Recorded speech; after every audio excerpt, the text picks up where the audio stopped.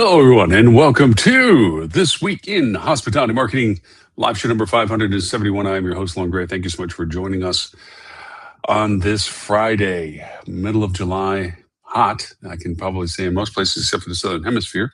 That is a common theme and travel influencing as we see the news coverage and so forth, plus also political turmoils and so forth, always creating the ever-changing moving target set of things. But we're not going to talk too much about current events related to marketing and also but we're going to talk about tools or strategies related to how we market today. It's a bit of a continuation of a couple of our show topics from the past few weeks, where we're talking about BI tools, like show number 566 talked about BI tools.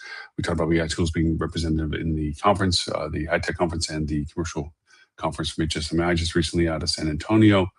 We talked about the emergence of those and the usage of those and so forth. And to that end, I want to talk through kind of an arc of time and where we are now and what we really need to maybe rethink as to how we perceive business intelligence tools. More importantly, the AI that we're using to make those business intelligence tools more helpful. So our topic today is kind of a different theme to what I used to talk about in the way of how I saw AI progressing. And let me first tell you the topic, which is prescriptive AI really the best goal? And this comes out of context of previous shows and discussions as to the progression of data, the usage of data, and the eventual value of AI being incorporated into the data for prescriptive understanding or prescriptive actions.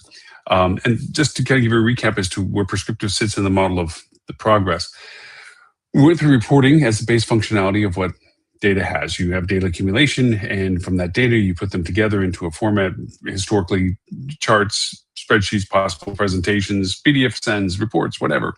But it was always forensic. It was historical looking, okay? And then, of course, there was data that may have been current, but so current being a slice of time, as in that data that was pulled. And it was about putting information together for an evaluative process. Progressively forward is then you do predictive modeling, analytics, confidence factors of predictions, forecastings, and so forth, and you get a predictive model. That's the second stage of data usage. And that has a lot of machine learning algorithm to it as to correlations, values, trends, confidence factors, as I said, so forth. And that brings you into the second level of data use, which is prescriptive. That is the reports that says these are the variances. This is live data that's going on right now. Historical being slice of life. Like, okay, we're looking at data now from how it's been recorded up to this point, and we're seeing influencing factors, degradation of performances of ad campaigns or increased traffic touches to your website, whatever the variables may be, it begins to show that. And the predictive might go over and say that this is a trend upward. Should it be maintained? This seems like this is a growth. This seems like it's a reduction. This is a continuance. The at, above, or below model is where this predictive modeling tends to come into. And then the third was the elusive, we're hoping AI does this with us. And that is the prescriptive aspect of this, which says, here's the data reporting, here's what it's doing, predictive, and here's what you should do about it, prescriptive. And it's been approached by myself, by so many other people, way smarter, as to how to make this work. And lots of buzzwords come out of industry as they come along, and I'm going to use one here in just a minute, well, at least a descriptive one, as to how these things have been approached. And with the momentum of what AI has been as an incorporation to our life, our society, and so forth, we saw it as a panacea all inclusion. Like AI is going to replicate human decision-making modeling. It's going to be smarter than us because it'll assume the big data, remember that old buzzword, awareness, and at a speed faster than we can do it to create perceptions and perspectives, okay? And then from there, prescriptively know what to do. Like, my ad campaigns are diminishing, blah, blah, blah, in revenue. And it'll say, well, this is what's happening, this is what's causing it, and this is what you need to do to fix it. And that's the prescriptive that we're like, oh my gosh, that's going to be great. Kind of like a holy grail of things. Like, oh man, when we get prescriptive AI modeling, this is going to be great. Then it's not so much about me having to spend all this time looking at the data, understanding the data, interpreting the data, and then making decisions on the data.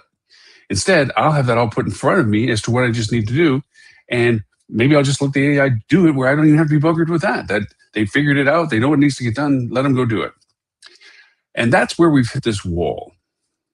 I've hit this wall where it doesn't work that way. It doesn't work the way that I've approached it. And it doesn't work that way even trying to make it work. Because there's 4 factors that influence it. One I'll take out basing on politics and society, social, which I'll mention in just a moment. The 3 that are the ones that really truly impact me as to why this doesn't work for me is the trust of the interpretation of the data, the actionability of the data prescriptively, and the accuracy, which goes to a trust to a certain degree, but the accuracy of the interpretation of the data to be trusted. The 4th, which we'll talk about, is blame. And we'll get that into the societal or politics of it in that sense. So where I've been going along and working and collaborating with some brilliant people, Aaron Bennett being the one that I can most reference to, Tim Welsh and the other, Edward St. Ange, and discussions and so forth, attribution modeling, outside variables, influencing data sets, so forth and so on, is that where I've been going wrong is that I have felt that we were looking for this one, what they call a frontier model that handles everything. It's an omnipresent, omni-aware, omni-understanding, omni-actionable AI. It takes in all of the data that I know should be taken in to evaluate what it's being used for. Revenue management, I wouldn't say management, revenue growth. Ultimately, revenue management, marketing, all of us are working towards revenue growth. The increased value of having invested in something and its return value back, that growth. And every time that we modeled these, it came up with the 3 things I told you about. Trust, accuracy, and actionability were always an issue. Because where it was accurate in its understanding of the data, it was inaccurate in its functionality of prescriptive, what to do about the data. And a lot of it had to do with, well, we don't have all the variables to that. Maybe we don't have all the outside data sources that we need to make the same decision we would as humans about this. And let me give you some examples as to why I'm being so abstract about this. We see ebbs and flow of revenue growth or traffic to websites or conversion of websites. And I'm using simple references of our funnel perception of data. And at face value, we say, wow, our ads aren't doing as well as we could. That solicits a why question. Why are they not doing so good? And because of that, we will go and look at the data beyond just what we said was told as revenues down and say, well, what's creating that downturn? And we'll see maybe there's channel contribution reduction. Maybe there's within the channel conversion reduction. Maybe there's a increase of spend without yield value or ROI reduction. And we look at those things. And then from there, we ask the next why question. Is that a current fluke, a temporary thing, or is it a long-term thing that needs to be resolved? I just happen to pick a report and it shows something down, but the next day it's up, kind of like the stock market, in that sense of the day before would have been a great day to pull a report because the number was up, and the day after not a good report because the numbers went down.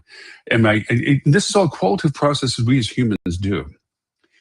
We evaluate it from all of the things that we know have had influence on those types of numbers before. That's where experience comes in, saying in situations like this, I've looked at data and that data has these influences on it.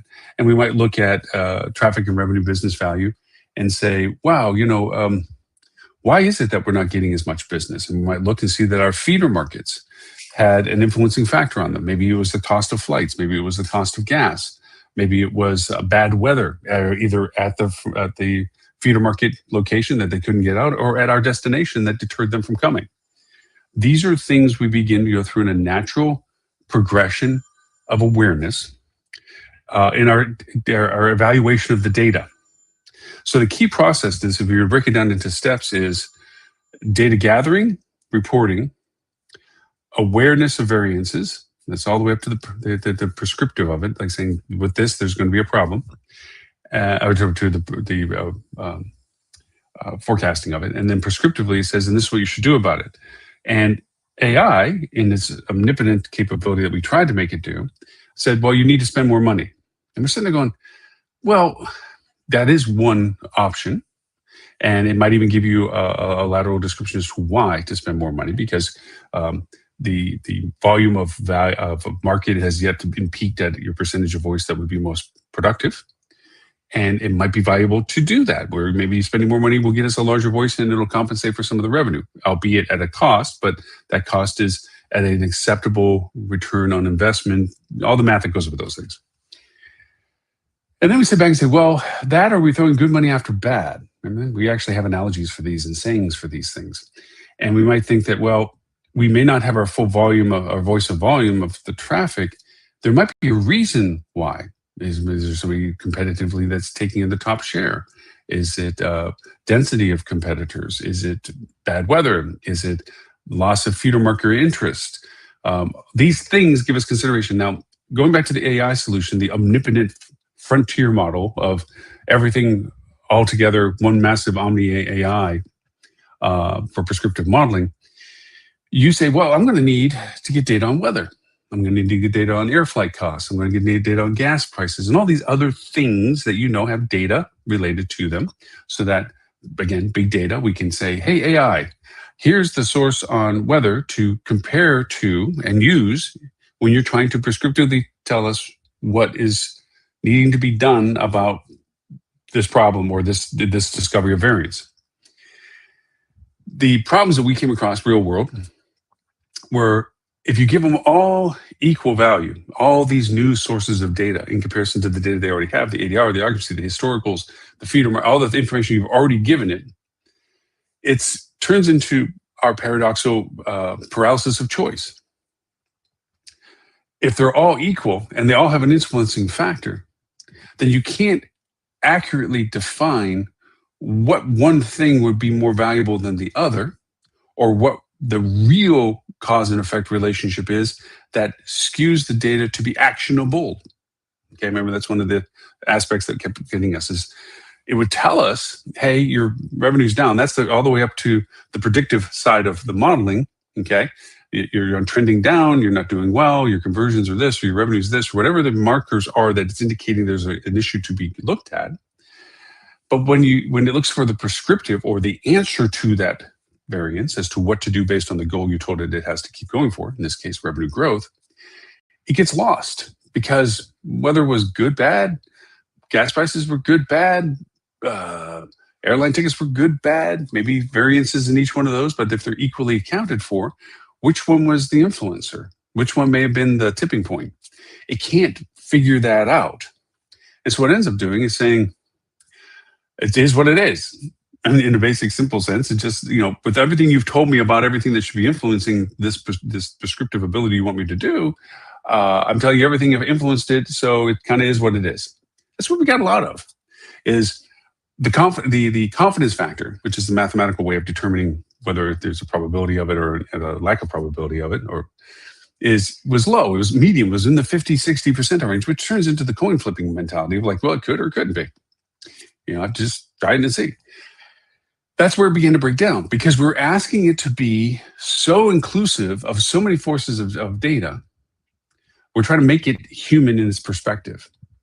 Of course, you can ask great questions we may, as humans, forget to ask, because the old adage, human, that person has forgotten more about our industry than you've learned yet, kind of mentality. As humans, we tend to forget some things we used to know, just because we didn't use it enough or haven't used it recently. And so we forget that it's still a tool in our toolkit until all of a sudden it's like, wait a minute, we should be looking at that. Or that's an old thing, maybe we should look at that again.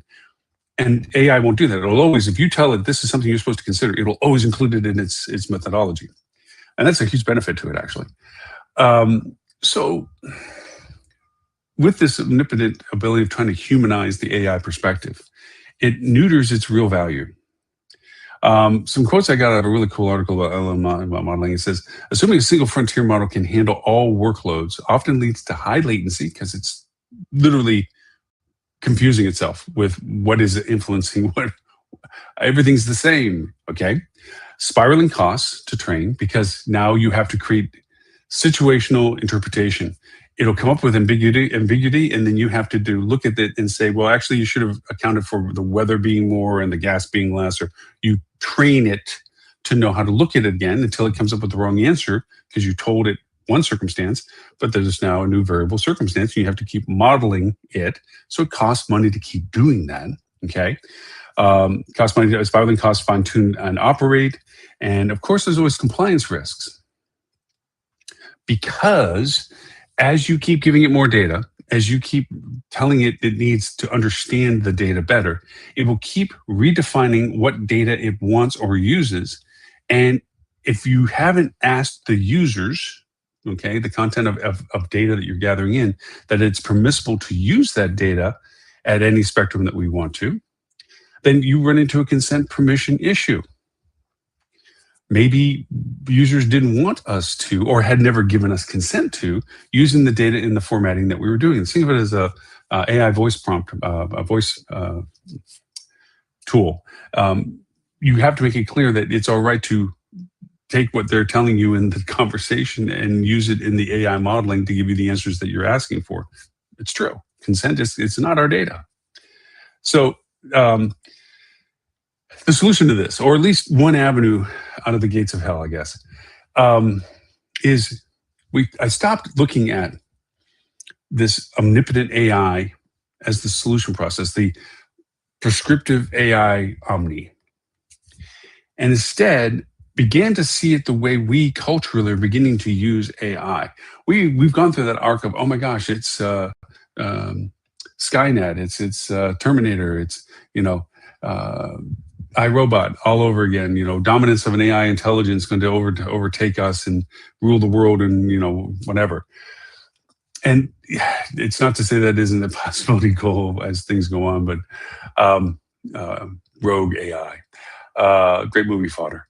But the idea of how we're using AI, or how we're beginning to frame AI is good at certain things in lots of great ways that can augment and help us. Where the greatest success of AI is the blending of its strengths to the blending of the human side of strengths. Prescriptive, for all of its intent of being able to be solved by AI, is a very human thing, because we, in hospitality most importantly, deal with the human. We're not checking in robots and AI units to our hotels. We're checking in humans. And because of that, there's a undefinable variability, however predictive it might be, as to what influences human interaction with their awareness of what they want. And from our side of things, to better understand it, which is our goal, is to say, how can we use AI to better do what we do to the betterment of our guests, because the betterment of the guests, betterment of our team, improves that goal that we have of revenue generation increase with not as much cost associated with it. And so AI is best solved by deploying it in smaller, task-specific, well-trained for those tasks, fine-tuned for their tasks, specific data and outcome requests. That's where they shine. As I mentioned before, there's oftentimes ways of approaching data that we did and used a while back that we didn't use as frequently recently, or have used it recently at all.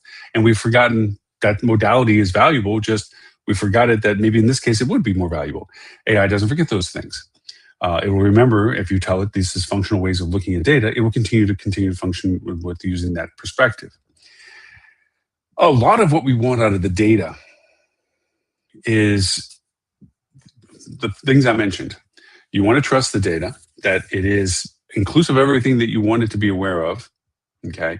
And that what it's showing you is accurate. Accuracy is the second. Then you want it to be realistic in its assessment of what it is that's showing you, in a way that its definitions of options or things to consider or what have you is actionable, okay? Now, those three key elements to data and AI usage are fundamental, because I've had the privilege of working with people that have made omnipotent AI And it really is impressive as to what it's telling you, showing you, identifying what it is that you should be looking at. All those things are exceptional. But when it gets to the what to do about it specifically, maybe it's a human instinct, but we come approach at it out of distrust before we trust. Really? Okay, so it's telling me I need to spend more money on my account. Am I throwing good money after bad? What are the variables? It tells me the variables are that they're just not converting as that the volume isn't there. That if I spend more money, I get better volume, and the conversion is still within quote tolerance of what I've told it.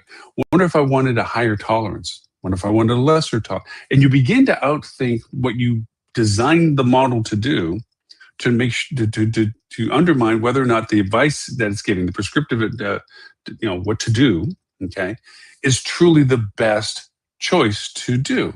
You begin to doubt it. Now, some of it's just human instinct to say, I'm going to question it before I approve it.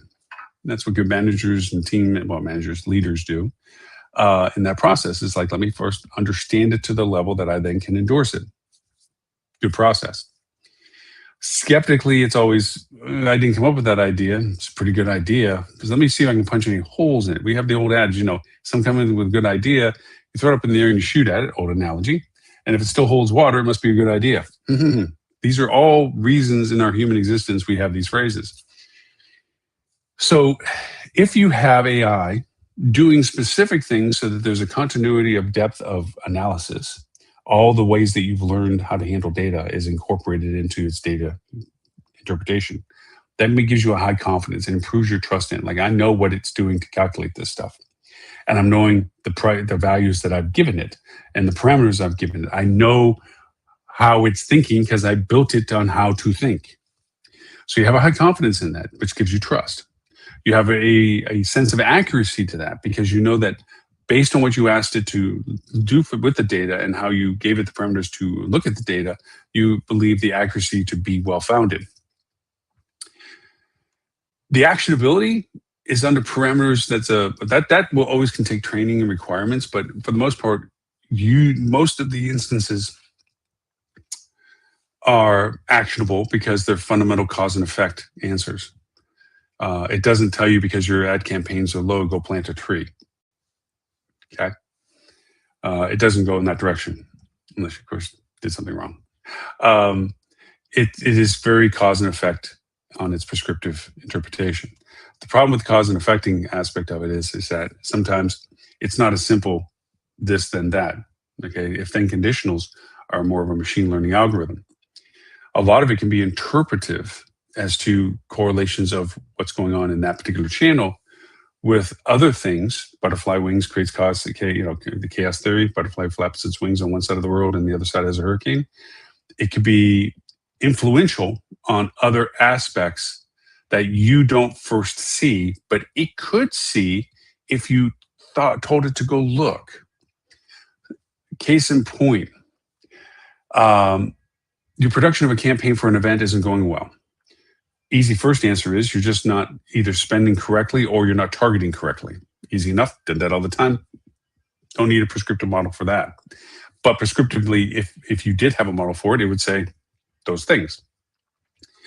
But when you look at all the influencing factors, you realize that you did not start an organic social campaign at the arc of interest in the event like you did historically. And because of that, you had a hampered audience exposure that is now limiting your paid campaigns penetration to the audience because you're late to the game of letting people that have already found other sources of data content and other options to consider before finding out that you're throwing your hat in the ring a little later than they did.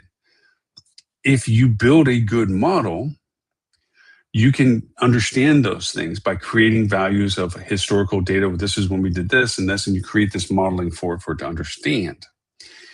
The better thing of it is that you make an agent specific to a task. Analyze persistently my social media campaigns from inception to conclusion and determine when my best yields are and for what reason. And then you go through a sequential process of back and forth with the AI to quantify a model for it to understand why you're asking what you're asking and what it is you want out of the ask. That model is then used when something else comes up as separate agent that says your paid campaigns are not performing at year-over-year levels for this event. Last year it did this year it did this. There's a problem. And it tells you, notifies you, there's the problem. And the interpretation, the prescriptive value of it could be, and it's because you're not getting your volume of penetration to audience. Okay. Now that sparks the question, why? See how we're going back to what we've been doing as a human. Why is it doing that? The benefit of the agent was it saved all that time of me digging into charts and files and histories and so forth to go in and find a particular question. It's giving me an awareness that I need to pay my attention to. At which point another agent model might go and says, hey, in comparison to last year, your social didn't perform in the same scale that it did before. You didn't start at the same time primitively. You were at a larger audience or had a more contributive engagement social audience at this same time last year than you did this year. This could influence the production value of other channels of marketing. I got this telling me I'm doing bad in this, and I got this telling me did it not too good in this. Maybe there's something there. Now you can do another AI agent that says, taking the results of this agent and the results of that agent, put the two together and tell me, does that make sense that because this happened there, this is happening there? And now there's a confidence factor. Based on this, yes, there's a high correlation that because you didn't do this in social, this is the effect, cause, effect, as to why they're performing the way they're doing. Prescriptively, spending more money in the channel to accelerate your exposure to improve your voice in the audience, okay, your percentage of exposure, is a good strategy. Now you validated what was originally the prescriptive model saying, hey, your paid campaigns performance is going down because you don't have enough audience compared to what you should spend more money. Where you doubted it, you didn't trust it, you were worried about the accuracy of that statement on the prescriptive modeling, okay, and the actionability was under concerns like, well, just spending money on it, is that really the best choice? Now you have validation. Now that's a good strategy. That's how separating specific agents to do specific things. Now, we're talking up here in the sense of making agents and making it do this. There's so much mechanical to make those things happen. Or how do you connect an AI? Which AI? Do you just go into chat and go, hey, I want to have you look at this data? Sometimes it's as simple as that. Just really from a perspective of, hey, look at this chart. And as a predication of, where's my business coming from and what's the most expensive business or whatever like this. And it can look and say, well, you pay campaigns, blah, blah, blah, blah, blah. It can do that kind of stuff. But that's simple flash in the pan, cause and effect relationships, interpret this. And that you take with definitely a grain of salt, another euphemism. As to, yeah, it's probably right, but it doesn't involve everything that I know is probably under consideration. So you need to connect your data. To connect your data, okay, you need somebody that knows what they're connecting and from where. Where's this data at? Where are you storing this data? Is it a bunch of spreadsheets that somebody sent you, or is it a data set that you can create an API for and connect to it so you can pull your own data as by request? Do you keep it in, some people say, well, I have everything in Google Drive or Dropbox or something. So going, you need something like a BigQuery or Adobe or whatever to have a place that has structured data and unstructured data for what you need in there for it to be able to say, hey, I want you to go over and grab this data. Now, when you say, hey, I want you, yes, you can go into ChatGPT or Gemini's and so forth. You have to know which platform shines in these things. Claude is a great leader in this. I would say Perplexity is right in that realm. Yes, and to create methodologies. Now, this is when you start getting into creating MCPs and your own agents, using platforms like N8N, which says, okay, here's my data set, and it opens up a whole little side panel, says, well, how do you get to this data set? Well, it's an API. Okay, well, it's the API key, which is literally the key to go access the data that the data set says, hey, who are you? Well, here's my key. Oh, okay, you can have this data. And you define the sources of the data within it. And that's just this little module in N8N. And then you go and you say, okay, and I want it to Take this data set also, okay, this report or wherever it is, wherever you have that data stored. Sometimes you have to extract data from one place that doesn't have that ability to connect to it and say, okay, I want you to pull all this information to a Google Drive. And then from there, I want my N8N to take that data over here. And you tell that Google Sheet, hey, every week, I want you to go over and log in, okay? And it's the RPA's models where you can go over and say, do this, log in, go pull this data, put it into over here where I tell you to put it.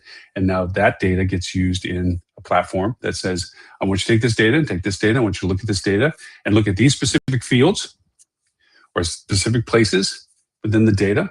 And I want you to do this with it. This is the nuts and bolts of making an agent work for you what you want it to do. It requires access and data. And then once you know that's the case, what do you do with the data and how do you tether that to other things? And what do you want the actions to be? I want you then to take a look at this and evaluate it under the following conditions. And the conditions literally is the way you prompt things, saying, hey, look, I want you to look at this number. Tell me if that's good or bad compared to what I think it's being. You instruct the model to do what you want it to do with the data that you've now given it access to. These are the building blocks of using AI to help you. It doesn't replace you. If the world of having this omnipotent omni AI functionality overlording of you for your revenue manager and marketer that says, I now have an AI model that will tell me when I'm supposed to spend money where, what the message is supposed to be. Heck, it'll even write me the content for it and get the images I need for it, put it all together and just simply let me push a button. Maybe, heck, I won't even push a button. I'll just tell them, once you build it, you just keep building what I need built to do what I need to do. Sound familiar? It's PMAX. Okay, just make me money. And here's my access to everything. That's PMAX. Problem is, it may make decisions that you wouldn't make for it, and it does stuff that you probably wouldn't do for yourself, which is the problem with PMAX. It's getting better. It still has problems. That runs into the three. Now I'll include the fourth issue when it comes to omnipotent AI. You have the trust factor. You have the accuracy factor. You have the actionability factor, all things I've already mentioned. But now you get to throw in the fourth one I told you to get to, which is blame. If you're automating or allowing to simply say, AI is going to make the decisions for me, I might push the button to say, okay, or I might not push the button to say, okay, I'll just let it do it for me. Then when anything goes wrong, you get to tell the person that told you that this is what you're supposed to do, go, hey, I didn't make those choices. The thing you told me to use, this AI model, they made the choices. It made the choices. And so don't shoot the messenger or the button pusher. They're the ones. That's where the detriment of AI also can come in. When you do more with AI or you rely more on AI to do, you run the risk of politically increasing the opportunity to cast blame outside of yourself. When you, the responsible party, should have stepped in and said, that's just dumb. That is not the thing to do. And that's bad advice. That's bad predictive modeling. And I know better than that for the reasons that I know. And you intervene. A lot of people, and then of course you go up to the boss, oh, I gave you that tool to use that. If it says to do it, then you do it. Okay. And then it does it. And then you get to go over and say, hey, bad choice. That blame becomes a part of the political process. So that's why I say there's four factors in relationship to this: trust, accuracy, accountability, actionability, and blame. Blame is the political, social aspect of it. The real three core with omnipotent or omni AI engagement, frontier modeling, single frontier modeling, I should say, is that there's always going to be the cast of doubt on trust, accuracy, actionability, because of the human wondering, is that all? Is that correct? Is something got missed? Did everything get added the way it should have? Was everything looked at the perception of prioritization of value that should have been? And the best way to not have that be much of a problem is to break it down into smaller, solvable, deploying task-specific models that augment what you need done so that you can do what you do best, which is the decision process associated with what the data can and should be showing you and prescriptively showing you. So where we are now with AI development is we've rescinded back the idea of doing centralized omni AI. I have. And it's more about how can AI be selectively valuable? Because the reality of it is, and this is the real world of it, is that we all have not enough time. More and more is being asked of our individual capabilities without just throwing resources, like more warm body suits. Oh, you're in charge of a new project. We're going to give you a new person because you have a new project. You might go to sleep dreaming that, but that doesn't really what happened. We all know that. Um, I know many people. Hey, we're opening up 5 new hotels. Oh, great. This is my chance to. No, no, we're not adding more people right now. We need to yield value. We're trying to minimize our cost factors so that the revenue increase hits our, stockholders, blah, blah, blah, owners, whatever. So you're just going to work that much harder, that much faster than you were before we picked up these 5 new properties. Um, as I say, when you're in a rush, you make rush decisions. Now, there are people that excel. I know some amazing people that excel at making good assessed decisions on the run. They're quick to get to the heart of the issues. They're quick to disseminate the actual items, and they're quick to prioritize and value what those choices are. And they're very good at defining what is the best eminent option or decision to make. And they're immensely skilled at that. And it's a highly prized skill to have in anybody, especially when you go up into the ranks of seniority, having that ability, because when you trust them, you're like, yeah, they make good decisions, and yes, in success, and so forth and so on. All the same, that's great. There's still the missing part. Is it the best? It's the best for what you knew at the time. Remember, rush decisions.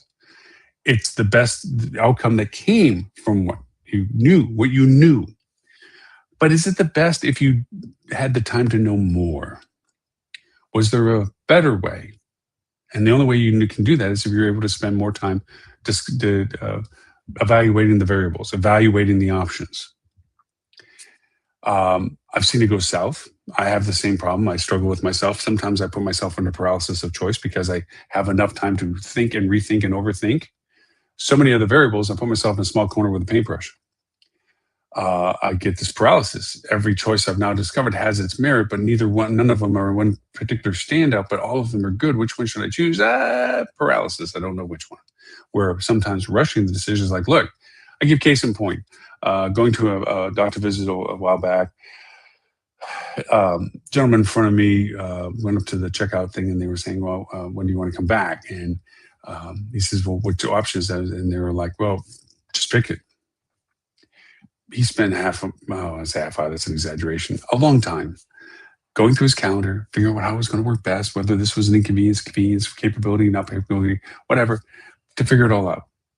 Obviously, he was coming back for a different reason than I was coming back, because when I went up and I said, well, you have to return visit. Okay, what are my options? I'm thinking, no, I'm going to tell her. She's like, this or this. Oh, well, yeah, I'll take that one. Boom. And off you went. Was it the best? Who knows? If it was the best of the choices I had at that point. And that's what I'm saying about decision modeling, where we're stretched for time, where we have a limited perspective of what we have, or limited choices of what we can do based on the here now. And because we were presented with the information that we were aware of at the time, which may not be all the information, the rest of the story, we have to make a decision on what we do know. And people, as I said, that are super skilled at this, they do the best with what they were knowing. Now, later on, we found out there was a whole bunch of other stuff that we would have preferred to have known before we made the decision we did. And unfortunately, we can't go back. That's what AI gets to help you with, because it can assimilate a tremendous amount of knowledge quickly so that what you're looking at is both accurate, trustable, and actionable in a way that says, okay, now I don't have all the time to think about what if possibilities and variables and options and things and what else should I know, what I don't know, what I don't know, what I don't know, all those things. It can now take a larger hunk of that and shrunk it down into a prescriptive recommendation. And this is where the magic of what we're trying to develop now is that how does that get put in front of somebody?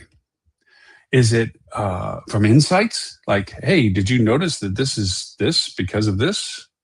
And there are options like this and this to do about it? Is that a good way of doing it? Or is it the silver, bullets to the gun? This is a problem. This is what needs to be done. This is an issue. This is what needs to be your option. Very, very specific, cause and effect things. or a combination of them and say, this is what you could have done, but here's a question to ask of why these numbers. Like, solicits the internal human perspective of variables to say, this is what's going on. Your revenue is decreasing. These are the cause and effects things that we're noticing from this. We think these are the possible variations to this, but here are some questions to ask about it. Is this based only on the data that I have? Is this based only on the variables that I'm indicating? Deek, deek, deek, deek, deek. Is this something that is temporary or more of a trend?